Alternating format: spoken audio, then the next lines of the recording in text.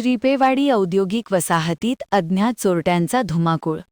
एकाच रात्री 3 कारखाने फोडून हजारोंचा माल लंपास. निपाणी शहराबाहेरील निपाणी जत्राट रोडला लागून असलेल्या निपाणी MIDC परिसरातील श्रीपेवाडी औद्योगिक वसाहतीत अज्ञात चोरट्यांनी शनिवारी रात्री धुमाकूळ घालत एकाच रात्री 3 कारखाने फोडून हजारो रुपयांचा माल लंपास करण्यात आला. हॉटेल उषा पॅलेस समोर असलेल्या पानटपरी चालकाची दुचाकीसह दुकानातील गुटखा, सिगारेट आणि बिस्किटे अशा वस्तू व रोख रक्कम लांबवत चोरट्यांनी पोबारा केला.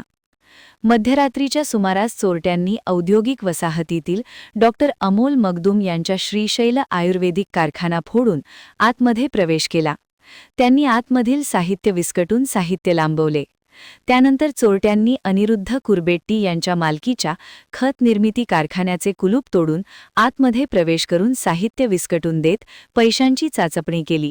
मात्र या ठिकाणी चोरट्यांना हाती काहीच लागले नाही. त्यानंतर चोरट्यांनी हॉटेल उषा पॅलेसकडे मोर्चा वळविला. यावेळी समोर असलेल्या आकाश मारुती चौगुले या पानपट्टी चालकाची दुचाकी लांबविली.